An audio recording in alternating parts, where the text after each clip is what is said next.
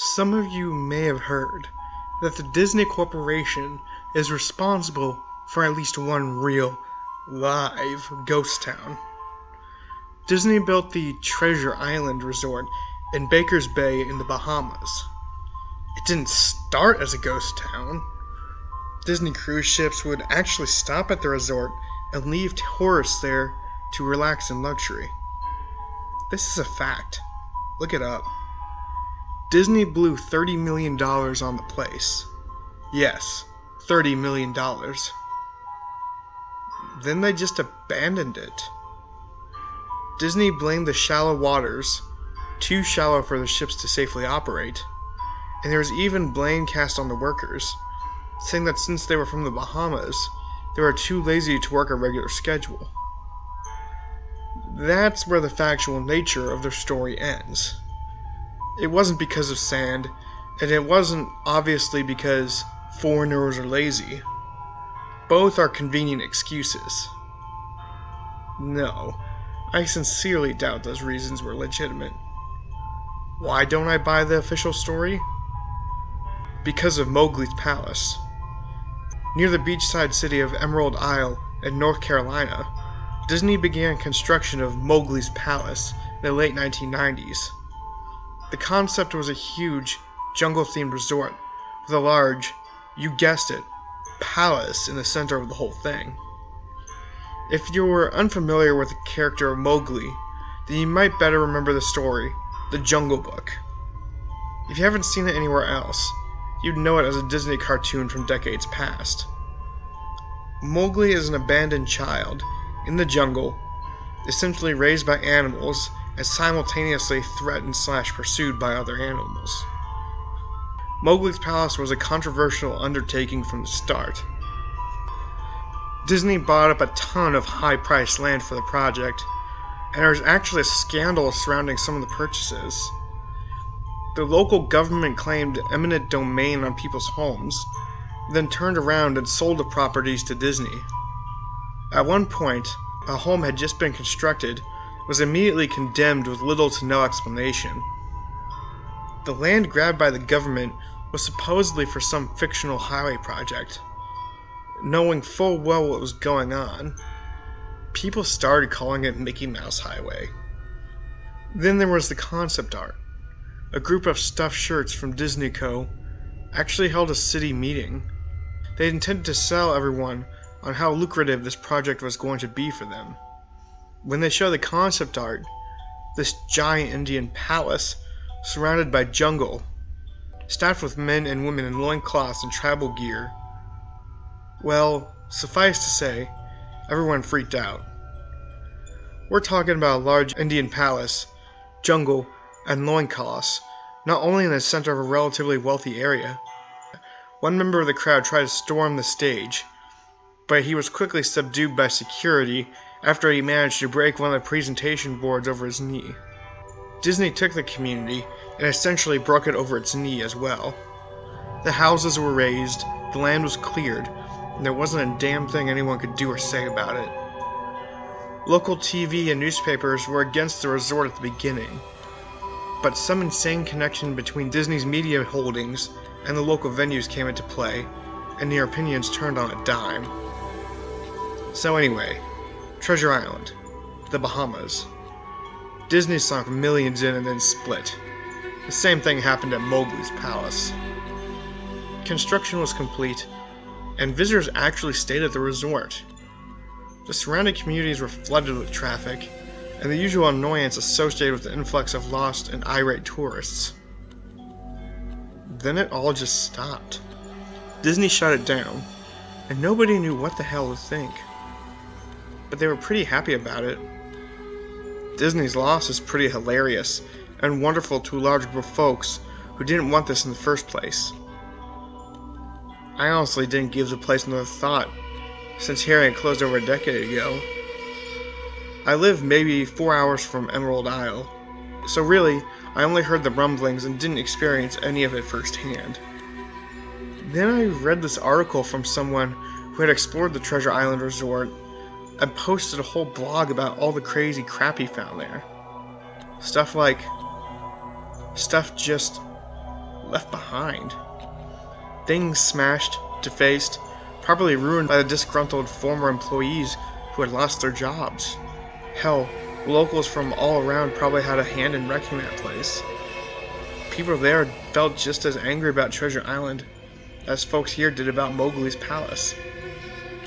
Plus, there were rumors that Disney had released their aquarium stock into local waters when they closed, including sharks. Who wouldn't want to take a few swings at some merchandise after that? Well, what I'm getting at is that this blog about Treasure Island got me thinking. Even though many years had passed since its closing, I figured it might be cool to do some urban exploration at Mowgli's palace. Take some photos, write about my experience, and probably see if there's anything I could take home as a memento. I'm not going to say I wasted no time getting there. Because honestly, it took me another year after I had first found that Treasure Island article to get around to actually going to Emerald Isle. Over the course of that year, I did a lot of research on the Palace Resort. Or rather, tried to.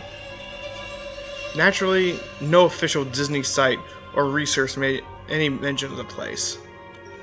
That had been scrubbed clean.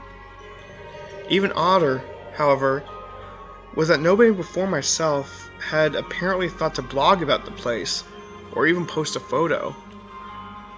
None of the local TV or newspaper sites had one word about the thing. Though that was to be expected, since they all swung Disney's way. They wouldn't be out there lauding their embarrassment, you know. Recently, I learned that corporations can actually ask Google, for example, to remove links from search results. Basically for no good reason. Looking back, it's probably not that anybody spoke of the resort, but rather their words were made inaccessible. So in the end, I could barely find the place. All I had to go on was this old as hell map I'd received in the mail back in the 90s. It was a promotional item sent out to people who had recently been to Disney World. And I guess since I'd been there in the late 80s, that was recent. I didn't really intend to hang on to it. It just got shoved in with my books and comics from my childhood, and I'd only remembered it months into my research. And even then it took me another few weeks to locate the storage bin my parents had shoved it all into. But I did find it. Locals were no help, as most were transplants who had moved to the beach in recent years, or old residents who just sneered at me and made rude gestures the second I managed to say, "Where would I find Mowgli's?" The drive had took me through an inordinately long corridor of overgrowth.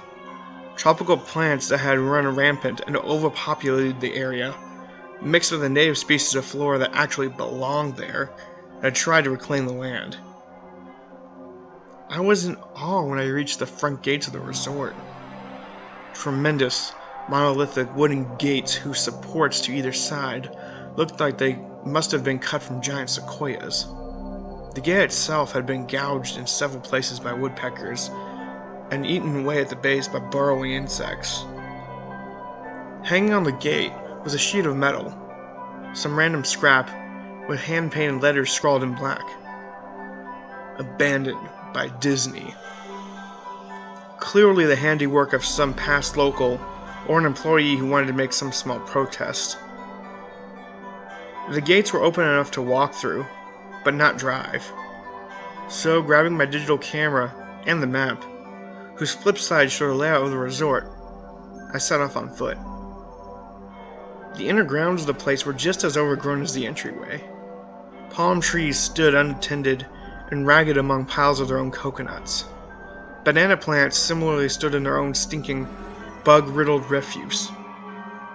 There was this sort of clash between odor and chaos, as carefully planted rows of perennial flowers mixed with obnoxious tall weeds and stinking, blackened mushrooms.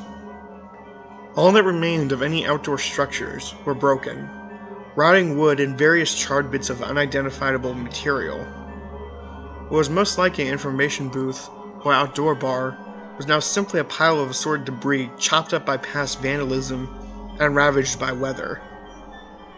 The most interesting thing on the grounds was a statue of Baloo, the friendly bear from the Jungle Book, which stood in a sort of courtyard in front of the main building. He was frozen in a jovial wave towards no one, staring into empty space with a silly, toothy grin as bird crab covered whole swaths of his fur and vines ensnared the platform. I approached the main building, the palace, only to find the outside of the building covered in graffiti, where the original paint hadn't peeled away and chipped. The front door wasn't just open, they had been taken off their hinges and were stolen. Above the front doors, or the gaping maw where they had been, someone had once again painted, "Abandoned by Disney." I wish I could tell you all the awesome stuff I saw inside the palace. Forgotten statues, abandoned cash registers, a full-fledged secret society of homeless bums. But no. Inside of the building was so stark, so bare, that I actually think people had stolen the molding off the walls. Anything that was too big to steal, counters, desks, giant fake trees, they were all resting amid this empty echo chamber that amplified my every step like a slow rat-tat-tat of a machine gun. I checked the floor plan and headed to all the locations that might seem in any way interesting. The kitchen was, as you'd imagine, an industrial food prep area with all the appliances in space, no expenses spared. Every glass surface was broken, every door knocked off of its hinges, every metal surface kicked and dented. The entire place smelled very old and rotten. The huge freezer, not even remotely cool now, had row upon row of empty shelf space. Hooks hung from the ceiling, probably for hanging cuts of meat, and as I stood inside for a moment, I noticed they were swinging. Each hook swung in a random direction, but their movements were so slow and small that it was almost impossible to see. I figured it had been caused by my footsteps, so I stopped one from swinging by clutching it in my fist, then carefully letting it go. But within seconds, it started to swing once more. The bathrooms were in much the same state as the rest of the place. Just like the Treasure Island resort, someone had methodically smashed each porcelain commode with coconuts and other implements. There was about a half-inch of rancid, stinking, stagnant water on the floor, so I didn't stay there very long. What's odd is that the toilets and the sinks, and the bidets in the ladies' room, yes, I went there, all dripped, leaked, or just ran freely. It seems to me they should have shut the water off long ago. There were plenty of rooms in the resort, but naturally I didn't have time to look through them all. The few I did peer into were similarly wrecked, and I didn't expect to find anything there. I thought there was actually a television or a radio in one room, as I really think I heard a conversation coming out. Although it was like a whisper, probably my own breathing echoing in the silence, or just another case of the sound of flowing water playing tricks on my mind. This is what it sounded like. I don't believe it. I didn't know that. Your father told you.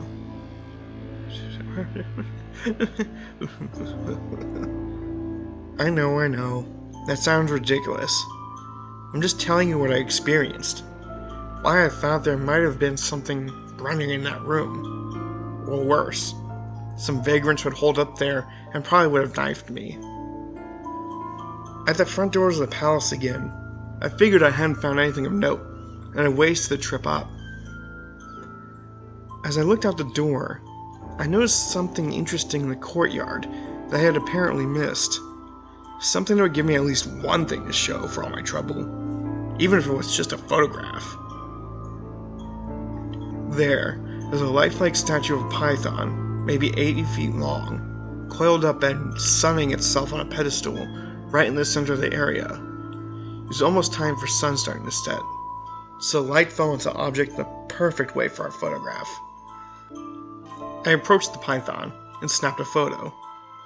Then I stood on my toes and snapped another. I moved closer again to get the detail of its face.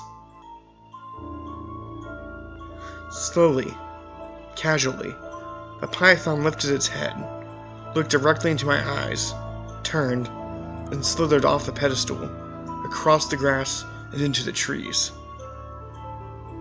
All 80 feet of it, its head, long disappeared into the woods before its tail even left the sunning spot.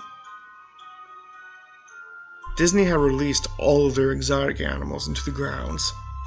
Right there, on my floor plan map, was the reptile house. I should have known. I'd read about the sharks at Treasure Isle, and I should have known they'd done this. I was dumbfounded, just utterly stupefied. My mouth must have been hanging open for the longest time before I came back down to earth and snapped it shut. I blinked a few times and backed away from where the snake had been, back towards the palace. Even though it was totally gone, I still wasn't taking any chances and backed my way into the building. I took a few deep breaths and slapped stuff to my own face to get myself right in the head again after that. I looked for a place to sit down, as my legs were feeling a bit jelly at this point. Of course, there was no place to sit down, unless I wanted to recline on the broken glass and dead leaf carpet, or haul myself up onto a desk of questionable reliability. I had seen some stairs near the palace lobby, and decided to have a seat there until I felt better. The staircase was far enough away from the front of the building to be relatively clean, save for a startling accumulation of dust. I pulled a wedge of metal off the wall, once again painted with the "Abandoned by Disney" motto I'd become accustomed to.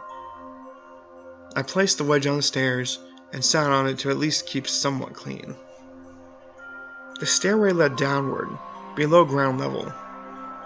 Using my camera flash's sort of improvised flashlight, I could see that the staircase ended in a metal mesh door with a padlock. A sign on the door, a real sign, read, "Mascots only. Thank you."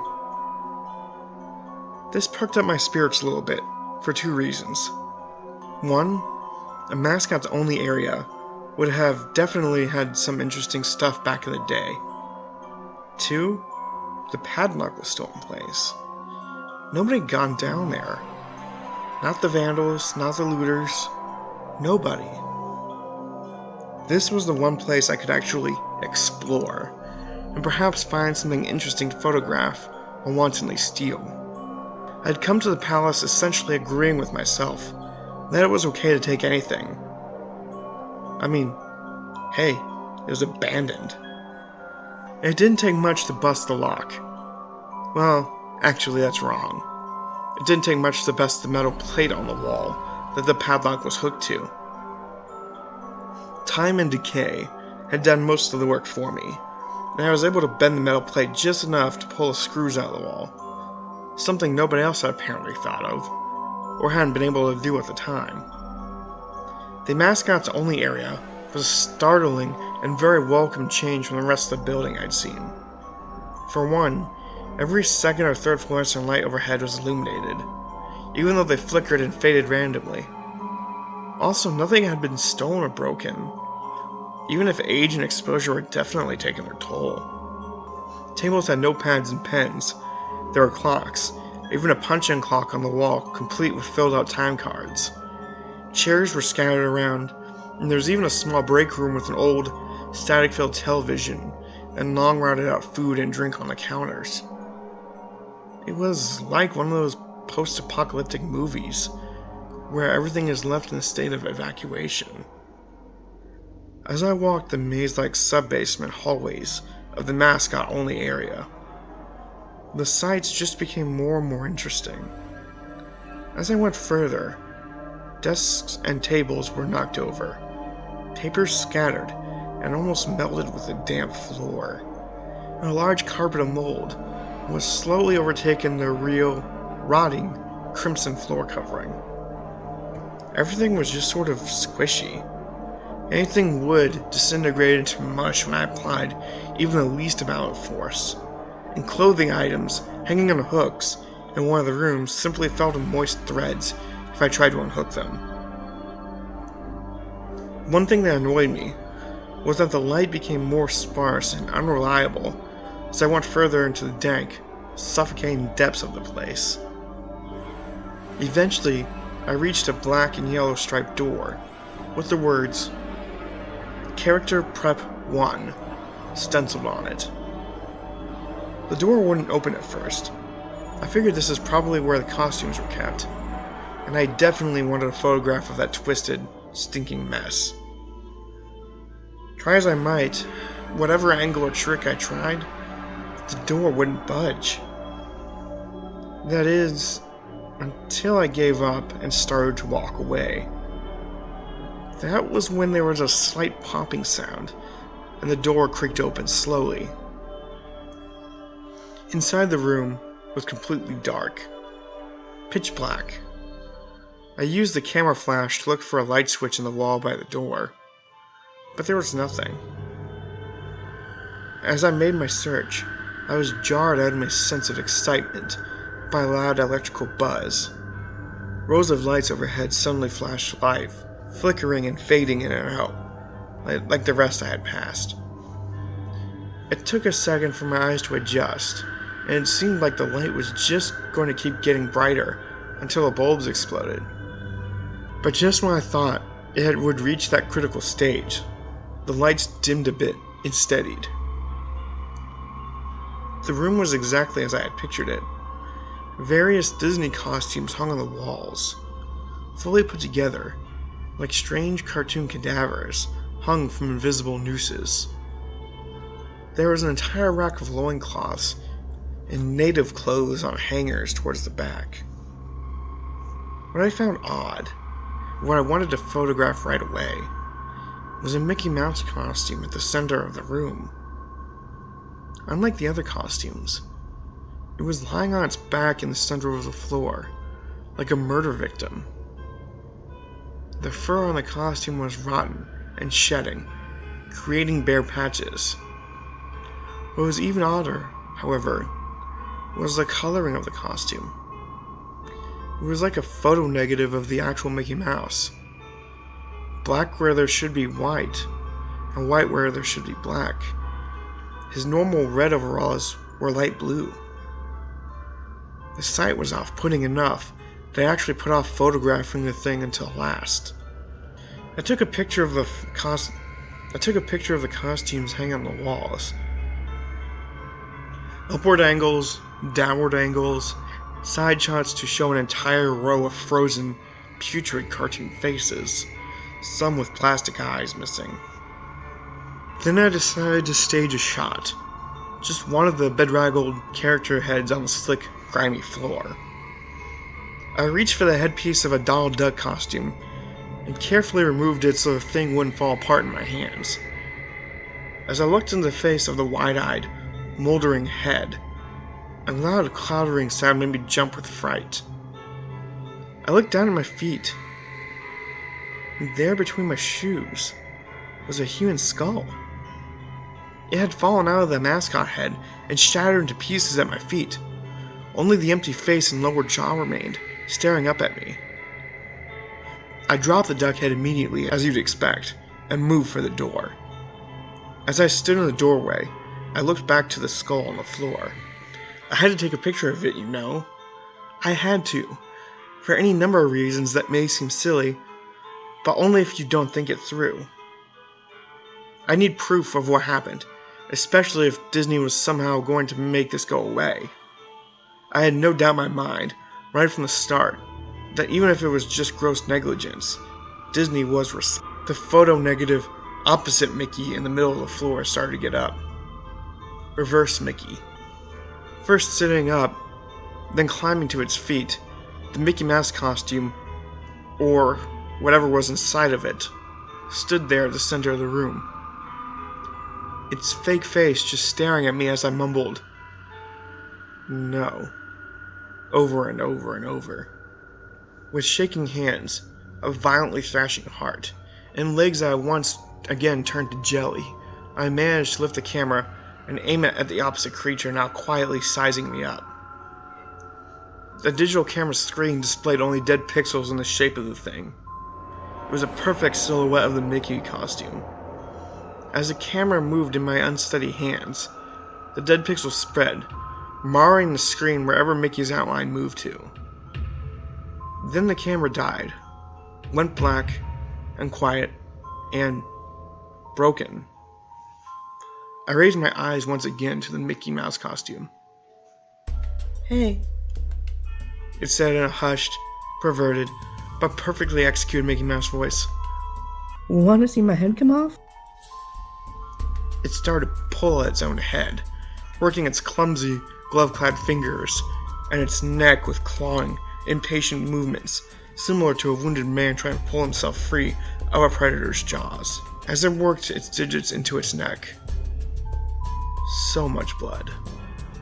So much thick, chunky, yellow blood. I turned away as I heard a sickening tearing of cloth and flesh. I only cared about getting away. Above the doorway out of this room, I saw the final message clawed into the metal with bone or fingernails. Abandoned by God. I never got the pictures out of the camera. I never wrote the blog entry about it. After I ran from that place, fled for my sanity, if not my very life, I knew why Disney didn't want anyone to know about this place.